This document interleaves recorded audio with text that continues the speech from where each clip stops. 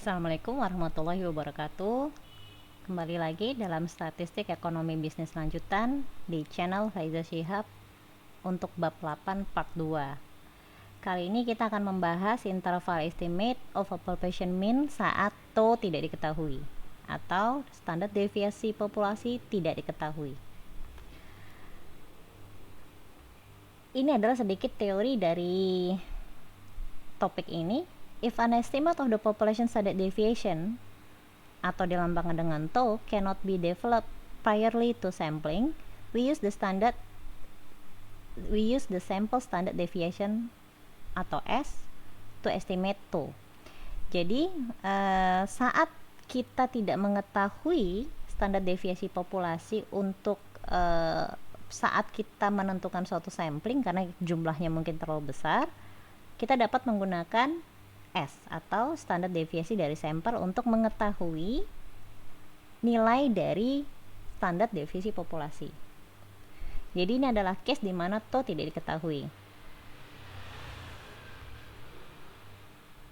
Kita akan menggunakan T distribution atau tabel T atau student distribution, di mana distribusi T ini adalah hampir sama dengan pengenalan mengenai distribusi probabilitas. Namun untuk distribusi untuk tabel T kita akan menggunakan degree of freedom atau DF.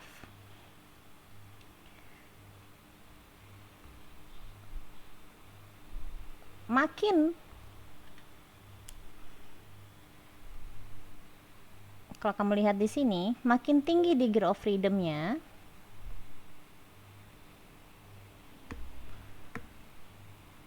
makin tinggi suatu nilai degree of freedom,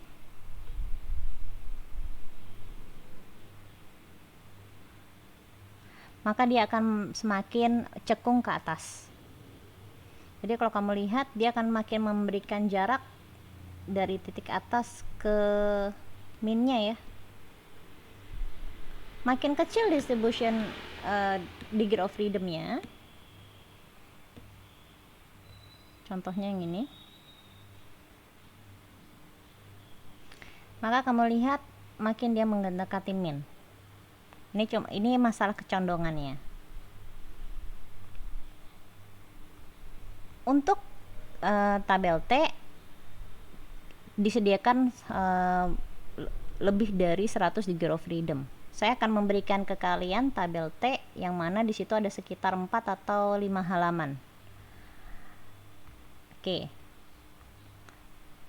Sekedar pengetahuan dulu ya. Untuk tabel T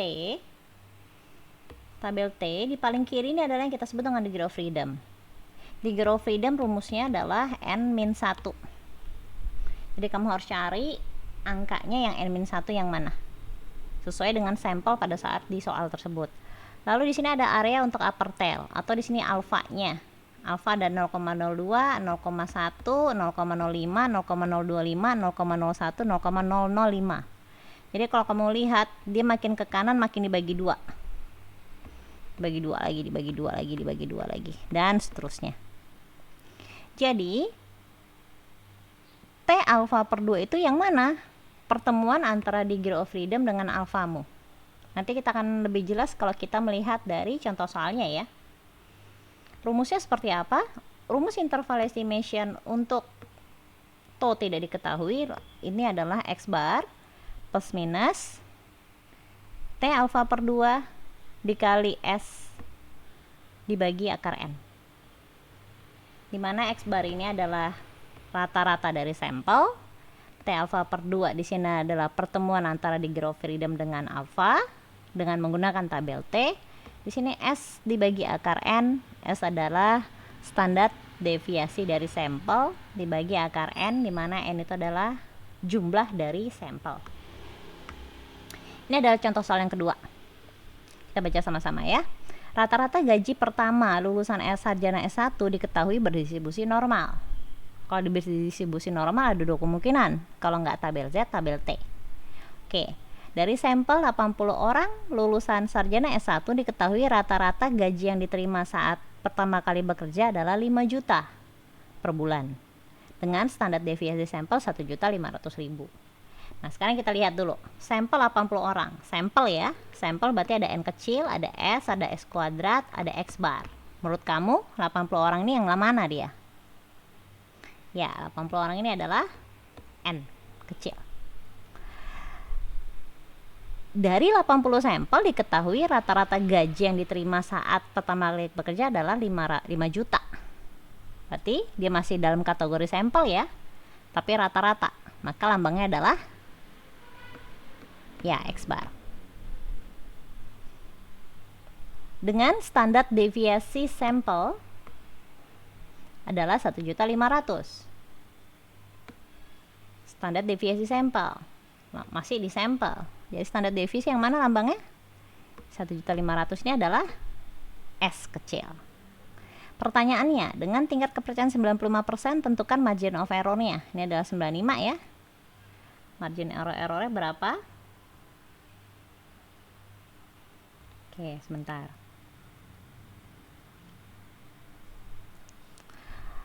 Dengan tingkat keyakinan 95%, ini adalah tadi yang diketahui ya, S-nya adalah 1.500.000, N-nya adalah 80, maka degree of freedom-nya adalah N-1. Berarti kalau N-1 80 dikurangin 1, hasilnya adalah 79 untuk degree of freedom-nya. Pada tingkat 95%, kamu disuruh menghitung margin of error. Confidence level 95%, alpha 5%, kemudian kita akan mencari alfa per 2. Maka 0,05 yang dari 5% tadi kamu bagi 2 menjadi 0,025. Oke. Degree of freedom adalah 95, maka T alfa per 2 adalah pertemuan antara alfa per 2 dengan degree of freedom, yaitu 1,99. Dari mana dia? Tinggal kamu cari 0,025 ya di sini. Kemudian degree of freedom-nya tadi adalah 79. Titik pertemuannya ada di angka 1,99. Jangan lupa tabel T di sini adalah standar internasional. Karena itu titik di sini maknanya adalah desimal. Atau standar Indonesia kita sebut dengan koma. Jadi 1,99. Oke, jadi tinggal kita masukkan angkanya. Maka di sini 1,99 ya untuk T alfa per 2-nya. Tinggal kamu kalikan. S-nya adalah 1.500.000 dibagi akar 80 karena akar N. Ya sudah, berarti tinggal dikali saja.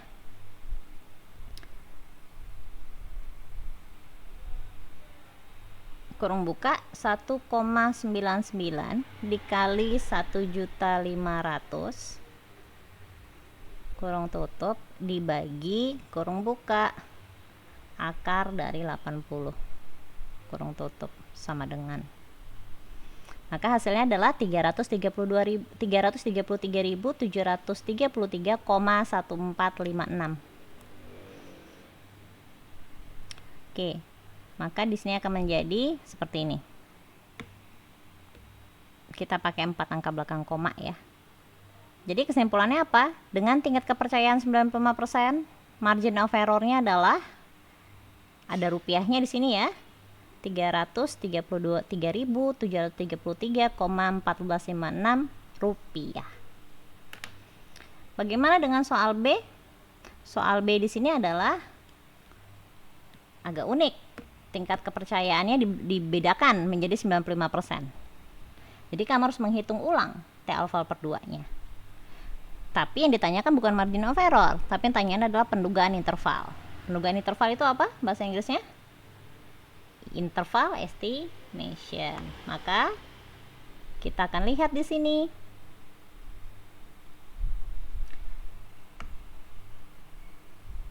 Oke, untuk yang di sini kita lihat ya.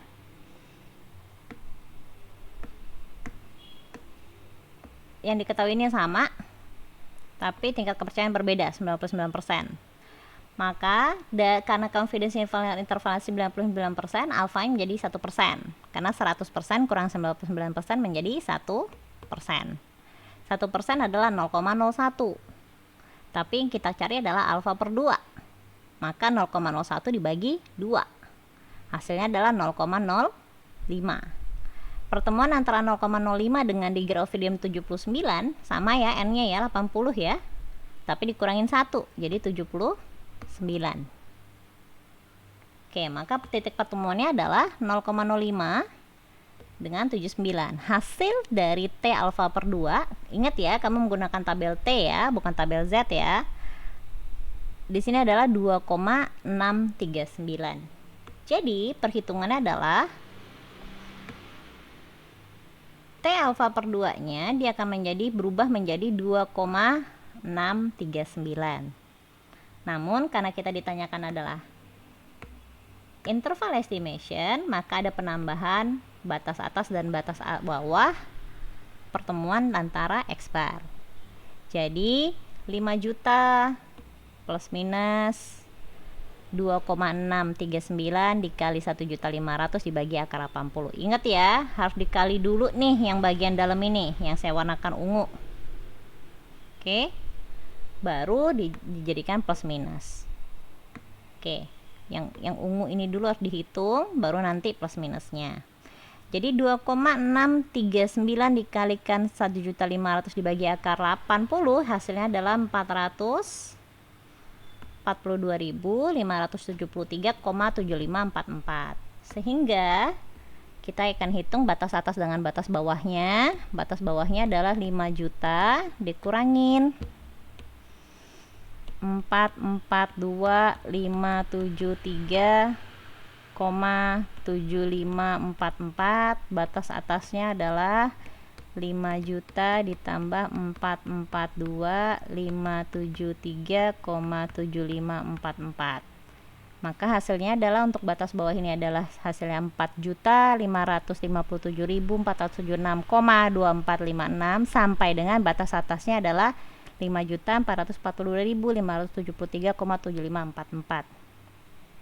Sehingga kesimpulannya adalah dengan keyakinan 99% pendugaan interval berada di antara 4.557.426,2456 sampai dengan 5.442.573,7544 rupiah.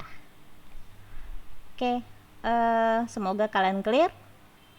Itu adalah bab 8 untuk part kedua, yaitu interval estimation saat to tidak ketahuin. Semoga bermanfaat. Terima kasih. Wassalamualaikum warahmatullahi wabarakatuh.